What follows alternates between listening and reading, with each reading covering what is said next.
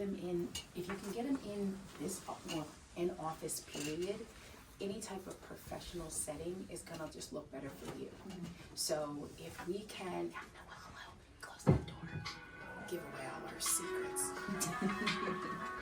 Sorry. So yeah, the first thing that I try to do once I'm on the phone with them is, if they're like, hey, we want to get in to see 123 Main Street. I want to find out, well, is this your first house? If they are, we'll focus, because we don't have a lot of time, on like first time home buyers, because those are the easiest ones to get a buyer consultation out of. So you're talking to them on the phone and you're identifying what it is they need first. So once you find out that they're first time home buyers and they've never done this before, a lot of times they'll tell you that right up front. I've never done this before. I don't know what to expect. Great. This is why I want to do a buyer consultation, so that we can set all of your expectations and put your mind at ease right away. That's like the key. Once they know that you're going to sit them down, go over the steps, the buying process from the beginning to the end, they already feel like, okay, this person knows what they're doing. Because most of the time, nobody's ever done that to them. They'll just show them the house. They'll just say, okay, when do you want to get in? So if you're able to get that scheduled, once you get it scheduled, try to get them into the office, because it's a professional setting. If they can't meet at the office, you can offer to go to their house. Just say, hey, well, what works for you? I can come to you. If you're comfortable and you feel like in that conversation that it would be something that is not too far, that you're not having to travel, wherever, then I would just try to set it up wherever they are most comfortable, that you're going to be able to have them looking at you and going over. Do we have any? Yeah. This is my best friend when we do buyer consultations, because this is what we give all of our buyers when we go on showings. It's basically tells you everything you need to talk about. So after you've established in the buyer consultation, you want to talk about, it says what? Let's talk about the fun stuff. What are you looking for in a home? I'm taking notes. I'm writing down, if they want, how many bedrooms, they're going to go and elaborate on all these things. Your brain is going to be thinking, yeah, but can you get pre-approved? But just let them explain what it is they want. So you have their ideal of what they want in a house. Once you have that, excuse me, you can ask them the questions. I don't always ask them like, are you looking for something slightly bigger? I kind of, just in the sake of time, I want to focus on how many bedrooms, how many bathrooms, who's going to be living there, do you have any pets, like those type of things. You can always elaborate on those things after you've built rapport, and that's how you wow them, by getting them what it is they want. Okay, after you figure that part out, or you write that down, and I tell them so that they know, I'm writing notes because I want to just make sure that, and they're perfectly fine with that. And then let's see, after we've gone over what they're looking for, the next thing I talk about with them is, okay, have you decided when buying a house how you'd like to pay for that house? Never assume that they can't buy it with cash, right? Because you'll offend somebody real quick. Always say, I'd like to know how you plan on purchasing your home. Do you plan on buying it with cash outright or financing? And if they're like, oh, well, based off of how they answer, that's how you proceed. A lot of people think that they can buy cash. They don't understand how much money they need to actually purchase a home. You're going to explain those things, but for right now, we just want to get the basics. Okay? So if they say they want to buy it with cash, okay, great. That's where you want to have, at some point, you're going to go over the buyer's estimated cost sheet, because they need to understand that if they want a $200,000 house, they need more than $155,000 in their account. They need the $200,000 plus their closing costs. So we'll get into those things later, but we're just identifying which way to go. Okay. If they need a lender, right off the bat, we're telling them about Nick. We're explaining to them that we have a preferred lender that we work with. We want to explain to them how much easier the process is by working with someone that we already trust. Because once they start to trust you, they trust the people that you're working with. So it's really important, and it's important to your deal that you are working with lenders that you can get a hold of and that are going to move when you need them to move. If they're like, oh, well, you know, we're working with our credit union, great. Yeah, that you say great, even though you're like, that's not going to work out. So like on the other side, if you're putting offers in as well with a preferred lender that we would use, or a local lender, even if it's somebody local else, you have a better shot, I would say, with your offers getting accepted, because big banks, like, it's 9 to 5, it's no weekends, like, hey, when are you putting most of your offers in? On the weekend. Weekends, 5, 6, 7 o'clock, right before the deadline. Even if it's not our preferred lender and they have somebody else that's preferred, that's local, you definitely want to go with the local lender. In the very beginning, it just depends on the person. If they are very much so in tune and listening to everything I'm saying, and let's just say they have a lender, I'm not going to push them away just yet if they tell me they're working with Wells Fargo. I'm going to explain to them why Wells Fargo might not be the best bet. Let them decide. Yeah. Because it only takes for them to lose one house, usually, with that lender that they feel like is going to work for them to now say, okay, well, what about, the sooner you can get them on board with what you're doing, the easier this will all be. So it's a lot about how you say it. I've learned that I can't, like, tell them I'm a mom. I like to tell people what's best. I now I tell them, I say, I'm advising you to do this. However, it's your decision. Who do you want to use? And I explain to them why using your decision is going to suck in the end. And if you go with what I'm saying, it's going to get you closer to where you want to be and save you some money. Anytime they hear that, I always say, my goal is to save you some money. They're like, oh, let me listen. Yeah. Everybody wants to save money. Yeah. So. Stories sell. Yes. So use everybody's past experiences. All of our things, all of our past situations. To help benefit your story. You know what I mean? So, perfect example of a story to use when they're kind of like, oh, well, we really want to, and I say, well, do you have a personal relationship with this person? Like, are they a family member? And they're like, no, we just, we bought a house with him before, or, he's worked with us for a while. I go, that's great. But see, this is a different market we're in. And the difference between using a big bank and a local lender is the type of homes that you're looking at, they're what we consider hot homes. So they may have multiple offer situations.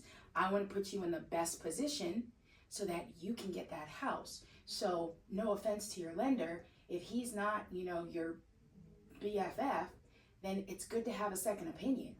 You want to have somebody in your back pocket just in case Tom from Wells Fargo doesn't work out. Bam, we've got Nick, who everyone knows who he is. He's well liked in the area, so he's got a good reputation. Yeah, those type of things. So it doesn't sound like you're pushing them on. You're not pushing it on them. You're just explaining to them a scenario of what could happen, and then when it happens, they're like, and you don't say anything. You said in your head. Yeah, I told you so. But quietly in your head. Would have had this house if you had listened, but you didn't. So how do we want to move forward? It's like sometimes you're like, oh, thank goodness, because it just works. Because this is the market we're in. If they do not listen to our expert advice, they're going to lose out. We know this, but sometimes you're going to have people that are just a little bit more resistant, because nowadays everybody thinks they know everything. So, okay, moving on. Once we go past the pre-approvals and we talk to them about getting them in contact with our person, and sometimes Nick will take the phone call right then and there if you give him enough, time. Heads up, he can. If not, just set it up that he will reach out to you, those type of things. Then I explain to them, once we get pre-approved, I'm going to send you houses now that I know what you're looking for. But essentially, I'm sending you homes in the blind. There's no reason for us to jump up and go look at these houses because we don't know your budget. And then I explain to them, how's it going to feel if I show you a house that's, let's just say, in this price point, you walk in there, you love it, and then 2 days later you get pre-approved for less, and then you realize that this is not what you can get. That's not going to make you feel good. And my job is to not disappoint you in that way. So let's do these. Let's get our ducks in a row. Let's get you pre-approved, and then we go look at houses. Yeah. That's going to save you time when you have other clients. That's going to save you aggravation, because you really don't have any, like, what do you, you don't know what they can do. Yeah. Mm-hmm. So you really are showing houses to them in the blind. If you just need to get them in the door, it's okay. Like once or twice, whatever. But do not make it a habit. Yeah. Get them Okay. in the door to build that rapport To build with that rapport. them. And If you- then make them trust you, and Yes. then you can reevaluate Afterwards. If this route does not work, this is what we're going with the first time home buyer who's like, tell me more. I just need to know. We're not talking about the buyer who has been talking to other agents and doesn't, just wants to get into a house. That's the person, you get them in the house and then you show them your worth. Once you show them your worth, they don't want to work with anybody else because nobody's told them these things. So it all depends on the situation. It depends on the buyer. If they're able to sit down, great. This is the first thing you want to do. If not, we reevaluate. But we always want to get them back to this, because this is the formula. Okay, so once you start, now you've explained to them that you're going to start sending them homes. Then we're going to start touring homes. You want to give them an idea that it usually is around 6 to 7 homes. That might change now that there's more homes on the market, but before there weren't as many. So we kind of wanted to set an expectation that it does not take 150 homes. If I'm your agent and I know what it is you've already told me you want, I'm already doing the homework. I'm already looking at homes prior that are going to be the best fit. There could be 150 homes on the market, but 150 of those homes are not what you're looking for. I'm going to find you the best 3 for right now. We're going to get into them, and then we'll make decisions, because it keeps them from going on Zillow and all these other places and go, what about this home? What about this home? That home, you're FHA. It doesn't even take FHA. Follow my lead, and I will lead you to getting a house sooner. You always want to bring them back to, I'm the professional. I know what I'm doing.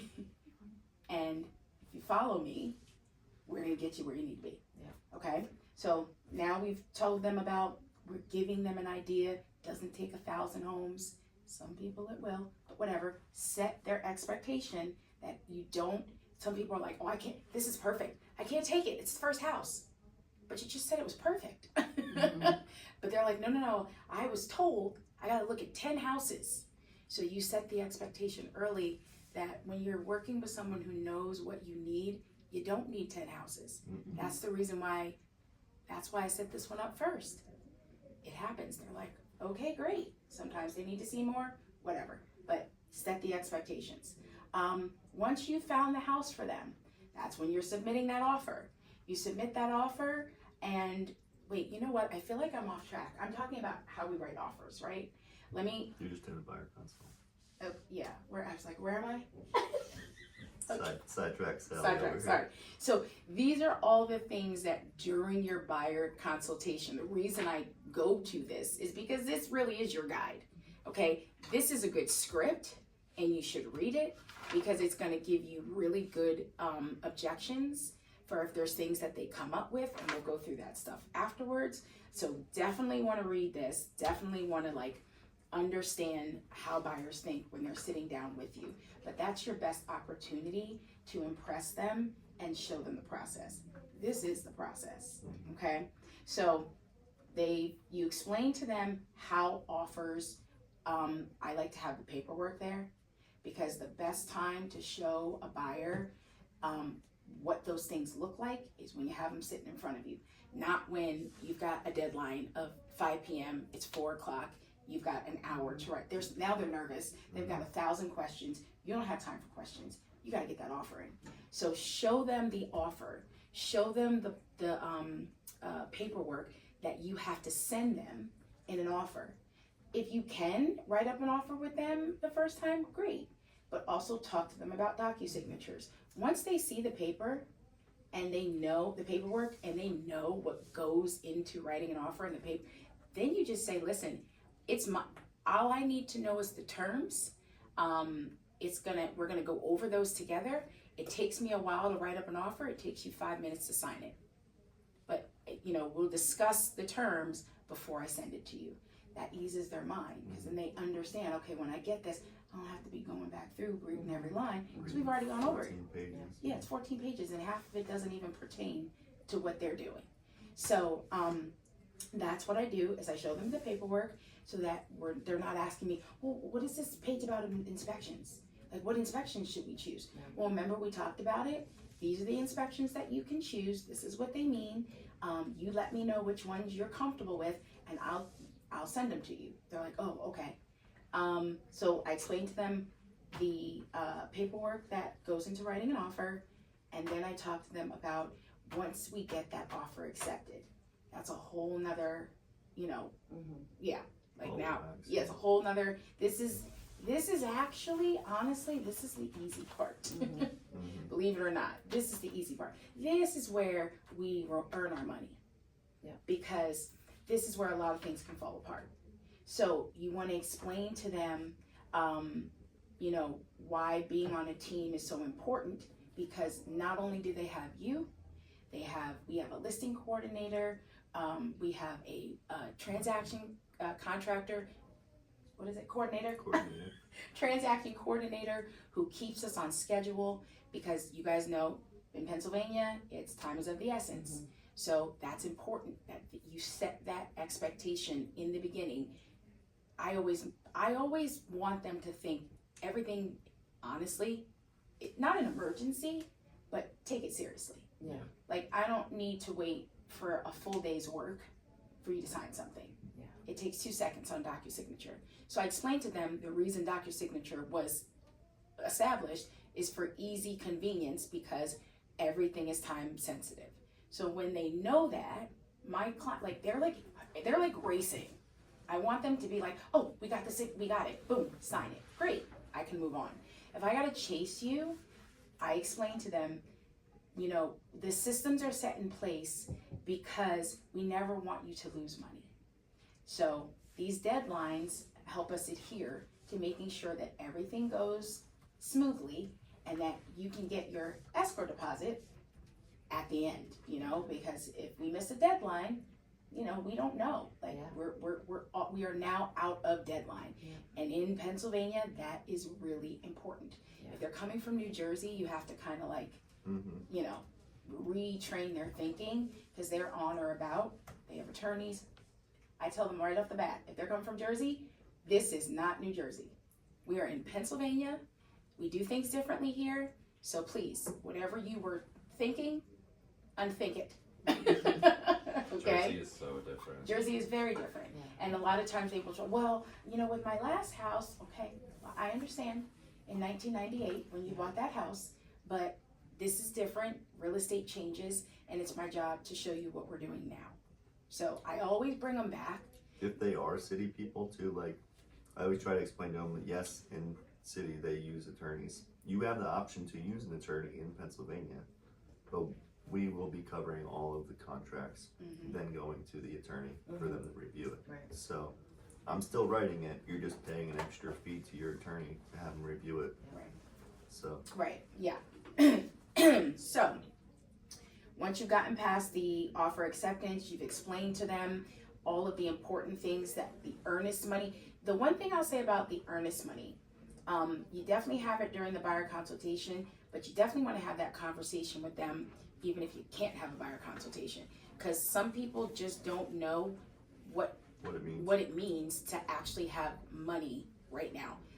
They may think that their loan is going to take care of it. It's included in the closing costs. It's not. That's why that buyer's estimated cost sheet is your best friend. You want to take one of those with you anytime you go on a showing. Even if they're not pre-approved. A lot of times that is the difference between them working with you or working with someone else. Because you just show them exactly what it's going to cost to buy a house. And you can see them pause when they're like, oh yeah, we want to go see this next house. It's $450,000 and we love it and blah, blah, blah. And I go, oh, great. So this is what it's going to cost right here at the bottom for you to purchase that house. And they go, oh, we need this amount? I go, yeah, you would need that. And they go, oh, And then you know right in there, like, okay, they weren't prepared for that. Yeah. So we want to prepare them before you go look at that house, because you're just going to set them up for failure. Right. So that buyer estimated cost sheet is really important. That's a tool that we use during the buyer consultation and throughout the entire buying process. They'll start to understand that anything in this price point, this is what my closing costs are going to be. Once you've explained to them that it's pretty much the same, the only thing that changes is taxes. Yep, which And changes their price a lot. So. Right. They could be looking at a house that's $450 and the taxes are $5,000, and then they look at a $460 and the taxes are $9,000. It's a big damn difference. Mm-hmm. So once they understand that, once again, it makes your job easier. Yeah. You don't have to now keep telling them, well, Mary, you know, we can go look at this, but you remember the last house we looked at, you said that you didn't think you'd be able to get $23,000 for the closing costs. Well, this house right here is going to require you to have $25,000. Did you, and don't assume, just be like, were you able to get more money? You know, just be like, were you able? Hell no, they weren't. But they're like, oh, say, because, you know, that's what this house is going to cost. Right. You know, you can even say, I meit's 2 days on the market, because they'll say, well, maybe we can get it for less. Well, let's see. It's been on the market for 1 day, and they have a lot of showings. So chances are, you know, it may sell quickly. But let's see. If it sits for 2-3 weeks, maybe.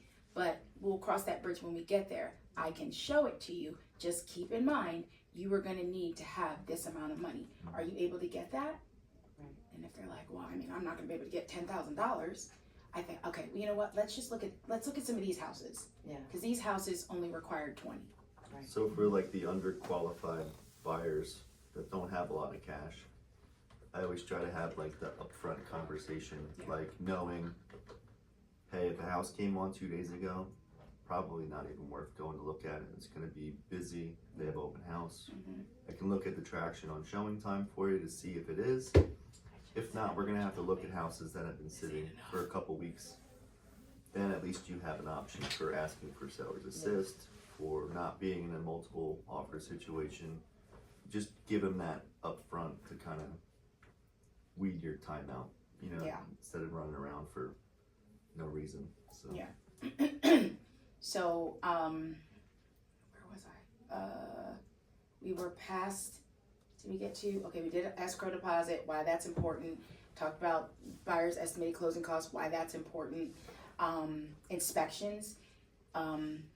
Things are changing. There used to be no inspections. It was like, you want this house, you're gonna have to take it and figure it out later. Yeah. That's changing, and it also depends on the location. So I always have that conversation with them on both ends.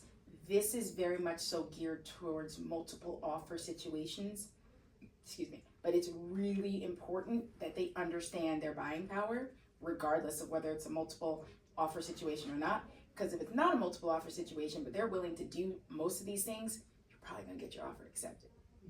If it is a multiple offer situation, they need to be focused, because if there's other people doing these things and they're not willing to do it, you're not gonna get that offer accepted.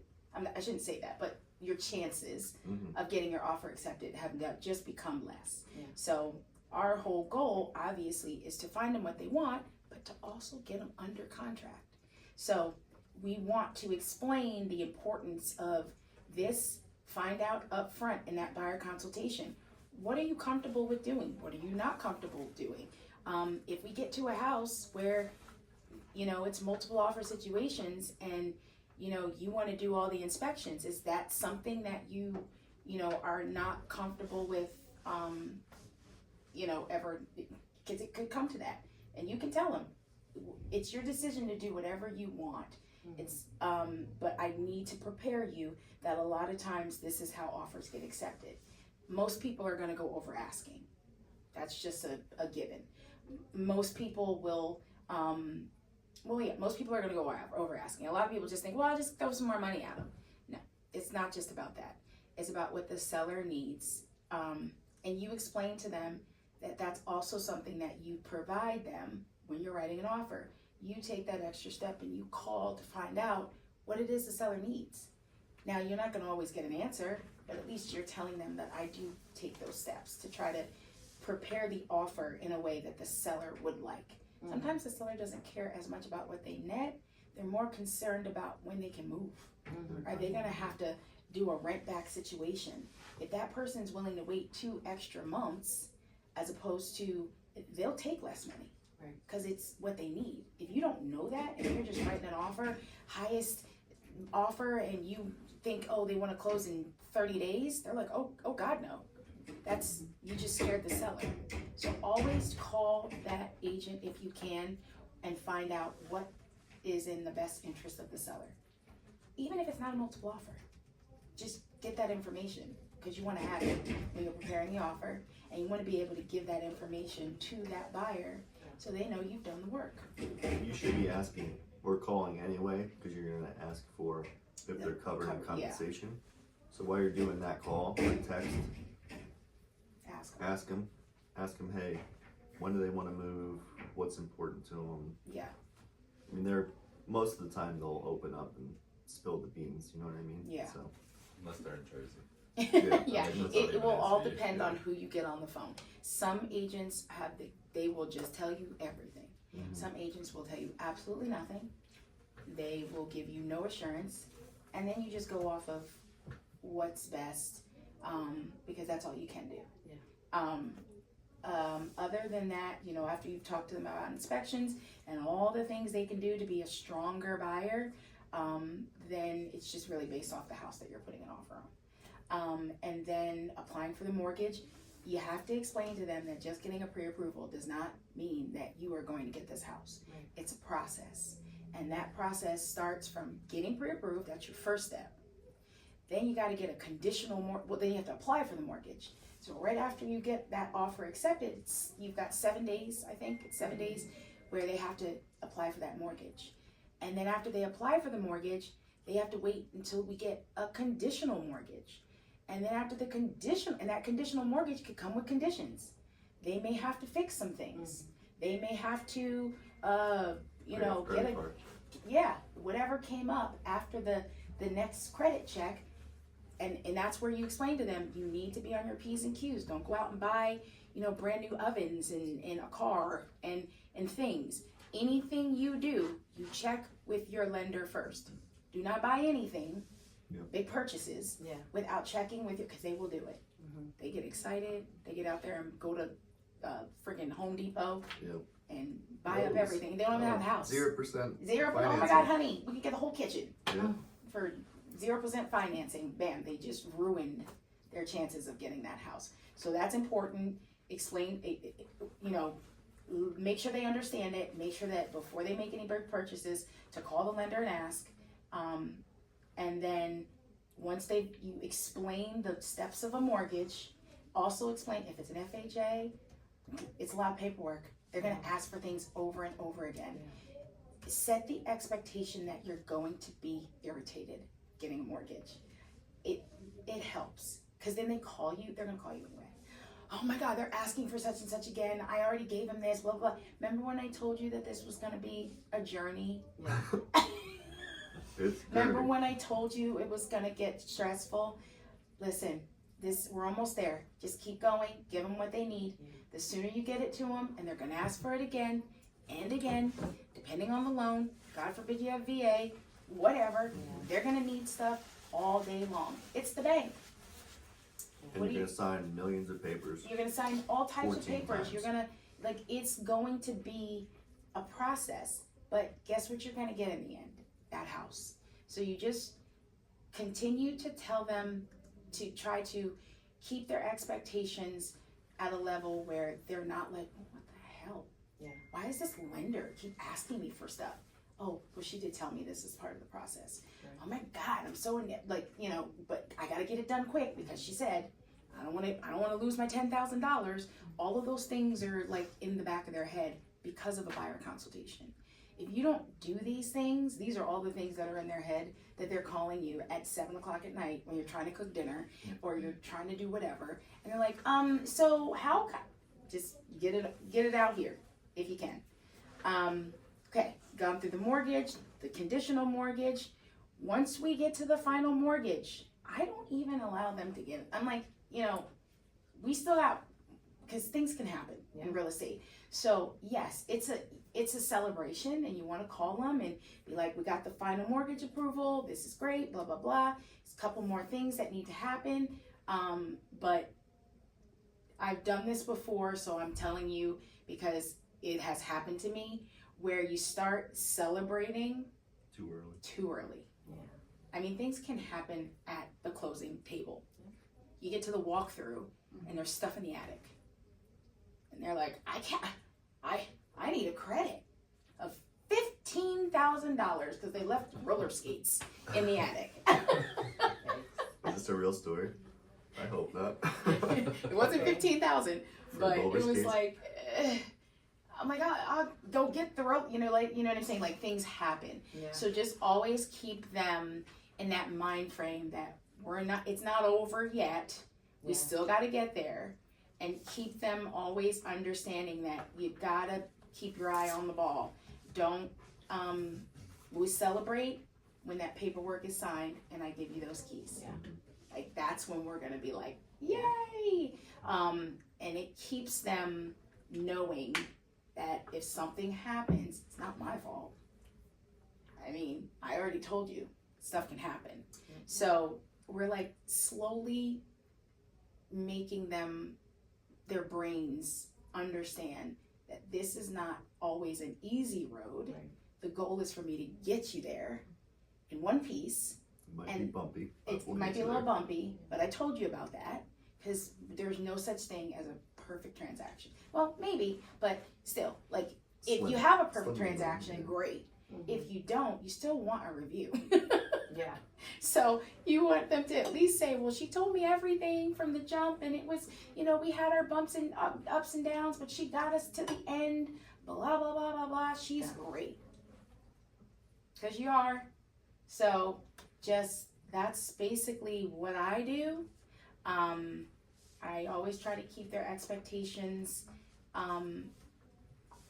don't know how to say it properly, but I try to always exceed their expectations, but keep them in tune with, I'm not perfect, Mhm. things are gonna happen, and I will always address it, but I can't, like, if you go left Yeah. and buy a car, I did tell you. Yeah. So that's It not does not happen. on me, So because I did tell you. So that's kind of how you get people to closing and hopefully get really great reviews. I think the biggest thing too is like a lot of people are always in a rush.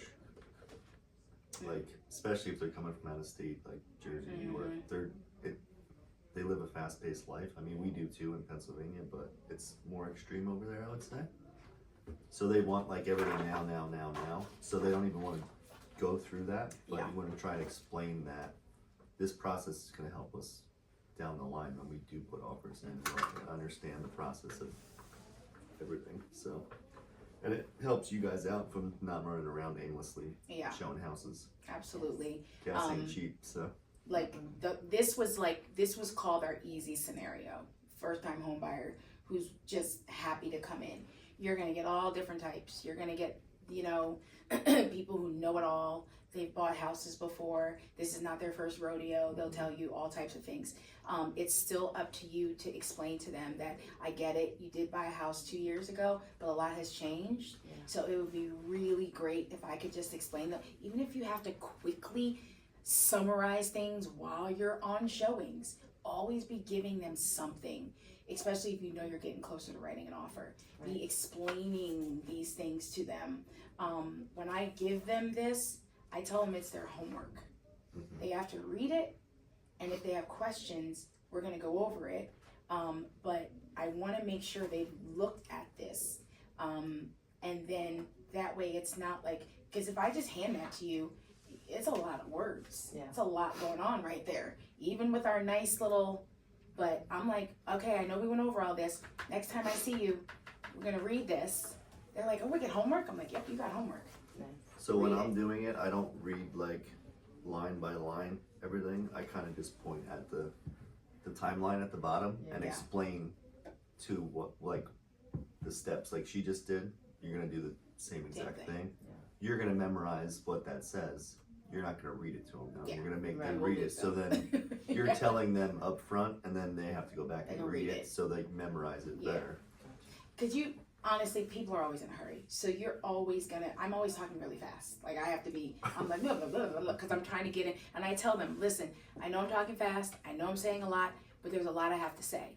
Because the more I tell you, the more comfortable you're gonna be. And my favorite line, you can use it, they're gonna realize this, is like, I go, you're not buying a toaster. Yep. So, since we're not buying a toaster, this is kind of a big deal. Yeah. So, I use a pack of gum at the Yeah. gas station. yeah, everybody has their own thing.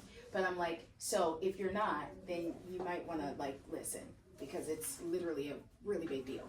And they should treat it as such, because what I've learned is when they don't, you're probably not getting the closing. Yeah. So you'll learn who treats it like a toaster Mhm. and who really wants to buy a house. And this is how you get them there. I'm doing this up front, like now with all the new changes and stuff too. It weeds out a lot of the tire kickers, like Oh God, yeah. the weekend That's the best warriors, I part. call them. Oh my Like, gosh. oh, I'm renting an Airbnb for the weekend. Let's go look at Yes. houses. Yes. Yeah. Well, you're not getting as many of that because you have to explain to them like, Yep. hey, we need to go over these. And you terms got to and all sign this stuff. something. You have to Yeah. sign a buyer agency contract with me. Oh, well, I never had to do that before. Well, when's the Yeah. last time you bought a house? Because this just started in August. It's Yeah. new for all of us, but you know, got to sign it. So, I mean, I'm happy to send it over to you. We can review it together. Well, what's this about? You know, well, you know, if you're looking to buy a house, which you just said you were, this is our, you know, and I'll even say, you know, unfortunately, when they're like, well, the other realtor didn't make me do it, I go, well, that's a problem because they could lose their license. Yeah. I have to, and then I explain to them why it's important. I'm like, well, you know, I don't go in with, the only time that I go in with a non-exclusive is like your investors. They're very rarely Yeah. gonna sign an exclusive anything with you. They're working with everybody. But They're just looking to get the best deal for the best deal, themselves. and they're calling the seller agent or whatever. So those people, you know when they're coming. But like the people who are really looking and want to buy a home and have thought about it and are getting pre-approved, I explain to them the difference between doing a non-exclusive and you just working with anybody, and working with me is that I can only take on so many clients. Right. So you want to be a priority. If houses are, you see how quickly houses are going. So if you want to get into 123 Main Street on a Saturday at 2:00, and I don't have an exclusive buyer agency with you because you're looking, and I already know you're looking with 4 other realtors, why would I just Prioritize that. prioritize that? You've already told me I'm not your only person. Right. You'll go call Sally if I can't do it. But if I know that you want to buy a house in 2 months or whenever, and this house is perfect for you, and you say, we want to get in to see these 3 homes today, I'm going to make it work in my schedule. That works for you. Mhm. So can you see how having an exclusive buyer agency helps you out? Yeah. And then they're like, oh, yeah, I didn't really think about it that way. Well, The other That's- thing I always do, like with buyer consults too, is like being as we're on a team, you guys are getting a benefit of anybody being able to show your clients' houses. You want to take a vacation, oh yeah. work gets busier when you go on vacation. Mhm. Trust me. They call you the day you get So- on the plane You want to or before. prepare them, like say, hey, if something comes up, we have 14 agents on the team that will be able to help everybody out and get you in the Mhm. door as fast as possible so we don't lose out on them opportunities. Yeah. Now, generally, you're going to be working with them the most, but just Yeah, they have prepare them. options. They have options. Yeah, they don't have to see you, and then you tell them, but I'm going to be the one that's negotiating Mhm. on your behalf. I'm going to be the one that's submitting the offer. But you know, if there should, you know, and you said everybody goes away or whatever, and they go, yeah, you got to have a life. Yeah. So if that happens, or if something comes up, I have a doctor's appointment, whatever.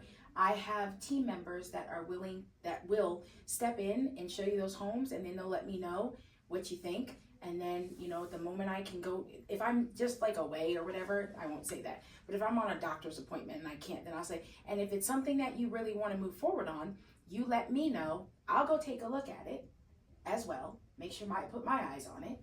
And then we'll go from there. And they're like, oh, okay. Because sometimes they feel like, well, if you didn't see it. Right. So I assure them, like, if it's something you want and I'm not on a cruise, then I'll just go take a look at it afterwards. But for right now, I'm getting my teeth cleaned. It's normal. And then if it's something you want, then we'll assess it. And they're like, oh, okay. And I'm like, okay. So that's, did I go with, wait, did I go over my time?